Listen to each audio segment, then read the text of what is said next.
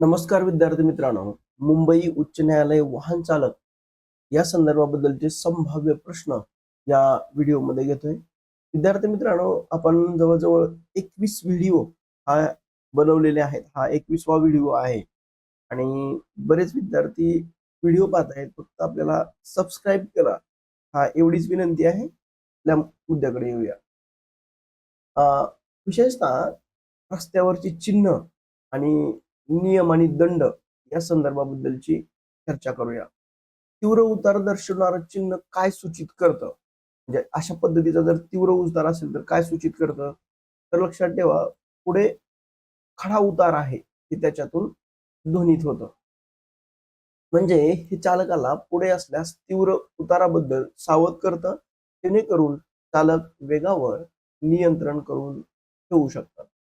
दोन उंचवटे असलेलं चिन्ह काय दर्शवतं? म्हणजे अशा पद्धतीचे जे दोन उंचवटे आहेत असे जर चित्र असेल तर काय दर्शवतं? लक्षात ठेवा, धोकादायक खोल खड्डा किंवा रस्ता खराब आहे हे त्याच्यातून दर्शवतं. म्हणजे रस्त्यावरील खराब स्थिती किंवा खोल खड्ड्याची पूर्व सूचना देण्यासाठीचं हे चिन्ह वापरलं जातं. तर एक्सेल भार मर्यादा दर्शवणारं चिन्ह काय सूचित करतं? म्हणजे जर अशा पद्धतीचं एक्सेल भार चिन्ह जर असेल तर ते काय दर्शवतं? तर एक्सेलवर वजनाची मर्यादा दर्शवतं. हे चिन्ह पुलावर किंवा विशिष्ट रस्त्यावर वाहनाच्या एक्सेलवरील वजनाची सुरक्षित मर्यादा दर्शवतं. तर ही एल पाठी लावलेलं वाहन काय दर्शवतं? अशा पद्धतीचं जर चिन्ह लावलं असेल गाडीच्या पुढच्या बाजूला किंवा या इथं जरी असं एल असेल तर हे याच्यातून काय दर्शवतं? लक्षात ठेवा, हा शिकाऊ चालक आहे हे त्याच्यातून दर्शवतं. म्हणजे ज्या चालकाकडे लर्निंग लायसन आहे त्याच्या वाहनावर पुढच्या आणि मागच्या बाजूस लाल रंगात यल असणं अनिवार्य आहे. पांढऱ्या वर्तुळावर तिरकी काळी रेघ हे काय दर्शवतं? अशा पद्धतीची काळी रेघ जर असेल पांढऱ्या वर्तुळात, हे काय दर्शवतं? तर वेग मर्यादा किंवा निर्बंधाचा अंत आहे हे त्याच्यातून दर्शवतं. हे चिन्ह सूचित करतं की मागील सर्व कायदेशीर निर्बंध आता काय झालेले आहेत? संपलेले आहेत. त्याच्यानंतर मद्यप्राशन करून वाहन चालवणं कोणत्या कलमानुसार गुन्हा आहे? म्हणजे हे अशा मद्यप्राशन ज्यावेळेस केलं जातं त्यावेळेस कलम 185 नुसार तो गुन्हा आहे. मोटार वाहन कायदा च्या कलम 185 नुसार दारू पिऊन गाडी चालवणं हा गंभीर आणि दखलपात्र गुन्हा आहे. मद्यप्राशन करून वाहन चालवल्यास 2019च्या कायद्यानुसार किती दंड होतो? तर 6,000 रुपये दंड असा उल्लेख आहे नवीन 2019च्या कायद्यात. म्हणजे 2019च्या नवीन मोटार वाहन कायद्यातील दुरुस्तीनुसार या गुन्ह्यासाठी दंडाची रक्कम वाढवून ही 10,000 रुपये करण्यात आली आहे. धोकादायक रीतीनं वाहन चालवणं कोणत्या कलमांतर्गत येतं? म्हणजे आडवळण असेल आणि अशा पद्धतीचं धोकादायक जर वळण चालवत असाल तर 184 नुसार हा गुन्हा आहे. रस्त्यावर इतरांचा जीव धोक्यात येईल अशा प्रकारे वाहन चालवणं कलम 184 नुसार हे दंडनीय आहे. विनापरवाना वाहन चालवल्यास किती दंड आहे? म्हणजे विनापरवानगी जर वाहन चालवत असाल तर साधारणतः 5,000 रुपये दंड आहे. वैध ड्रायव्हिंग लायसन्स शिवाय वाहन चालवणं गुन्हा असून त्यासाठी 5,000 रुपये दंड हा आकारला जातो. सीट बेल्ट न वापरल्यास किती दंड आहे? म्हणजे सीट बेल्ट लावणं हे काय अनिवार्य आहे. जर नाही लावलं तर 1,000 रुपये दंड. सुरक्षिततेसाठी 4 चाकी वाहनात सीट बेल्ट वापरणं अनिवार्य आहे. अन्यथा 1,000 रुपये दंड हा भरावा लागेल. लक्षात ठेवा, मद्यप्राशन करून ड्रायव्हिंग करताय कलम 185 नुसार 10,000 रुपये दंड आहे. धोकादायक ड्रायव्हिंग करताय कलम 184 नुसार 5,000 पर्यंत दंड आहे. विनापरवाना ड्रायव्हिंग 181 नुसार 5,000 रुपये हे दंड आहे. सीट बेल्ट न वापरलं कलम 194 बी च्या अनुषंगानं 1,000 रुपये दंड आहे. आता लक्षात ठेवा की मोटार वाहन कायदा 1988 नुसार रस्त्यावरील शिस्त राखण्यासाठी विविध दंडात्मक कलम तयार करण्यात आली. यानुसार आपण त्याबद्दलची माहिती घेऊया. हेल्मेट न वापरणं कोणत्या कलमा अंतर्गत गुन्हा आहे? लक्षात ठेवा, कलम 129 सह 194 अंतर्गत गुन्हा आहे. म्हणजे दुचाकी चालवताना हेल्मेट न वापरणं हे कलम 129 आणि 194 अंतर्गत शिक्षेस हा पात्र आहे. आता लक्षात ठेवा की हेल्मेटचं महत्व काय. तर हेल्मेट हे ISI मार्क असलेलं हेल्मेट वापरा. हेल्मेटचा पट्टा लावणं अनिवार्य आहे, म्हणजे हा गळ्याजवळचा जो आहे, त्यामुळे डोक्यावर गंभीर जखमापासून 80% हे काय होतं, संरक्षण मिळतं. कलम 113 कशाशी संबंधित आहे, तर वाहनाचे वजन मर्यादाशी संबंधित आहे. म्हणजे कलम 113 हे वाहनावर लादल्या जाणाऱ्या वजनाच्या मर्यादेचं नियमन करतं. ओव्हरलोडिंगमुळे रस्ते खराब होतात आणि अपघात घडतात.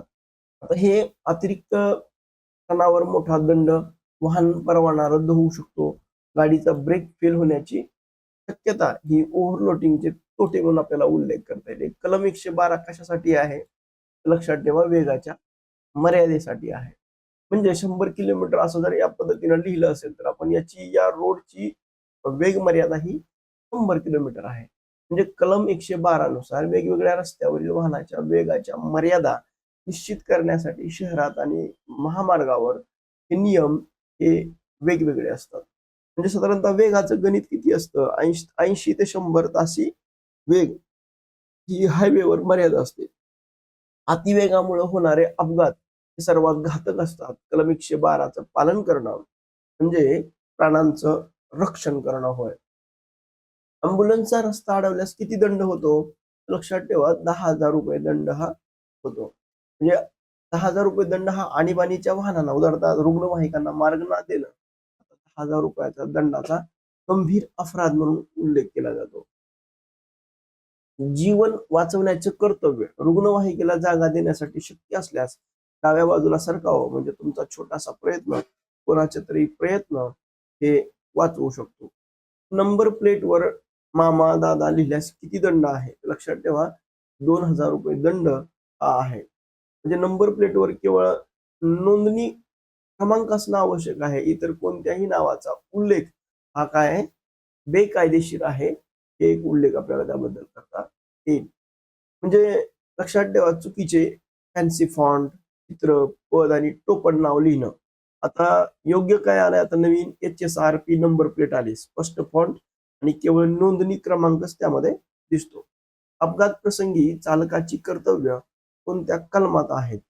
लक्षात ठेवा, कलम 134 नुसार आहेत. म्हणजे अपघात झाल्यास जखमींना मदत करणं, पोलिसांना कळवणं ही चालकाची कर्तव्य, ही कलम 134 मध्ये ही नमूद आहे.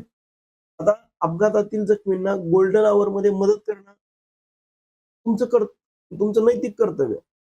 कायद्यानं अशा मदत करणाऱ्या व्यक्तींना संरक्षण देखील दिलेलं आहे. वाहन धोकादायक स्थितीत उभे करणं कोणत्या कलमानुसार काय गुन्हा आहे? लक्षात ठेवा, कलम 122 नुसार गुन्हा आहे. म्हणजे इतर वाहनांना किंवा पादचाऱ्यांना अडथळा निर्माण होईल अशा प्रकारचं वाहन उभं करणं हे कलम 122 अंतर्गत हा काय आहे, गुन्हा आहे. आता लक्षात ठेवा, वळणावर, हायवेच्या मध्यभागी, पुलावर वाहन उभे करून ठेवणं हे जीव घेणं ठरू शकतं. नेहमी सुरक्षित पार्किंग झोनचा वापर करा. लेन कटिंग केल्यास कोणत्या कलमानुसार कार्यवाही होते? लक्षात ठेवा, कलम 177 ए नुसार कार्यवाही होते. शिस्तबद्ध पद्धतीनं लेन मध्ये न चालता लेन बदलणं, लेन कटिंग कलम 177 ए नुसार गुन्हा आहे. लेन बदलण्यापूर्वी नेहमी इंडिकेटरचा वापर करा. आरशात पाहूनच निर्णय घ्या. झिगझॅग वळण ड्रायव्हिंग हे टाळा. वाहन चालवताना मोबाईल वापरणं कोणत्या कलमानुसार अपराध आहे? लक्षात ठेवा, कलम 177 नुसार अपराध आहे. म्हणजे मोबाईलचा वापर लक्ष विचलित करतो म्हणून कलम 177 अंतर्गत त्यावर बंदी आणि रिॲक्शन टायमिंग हा कमी होतो.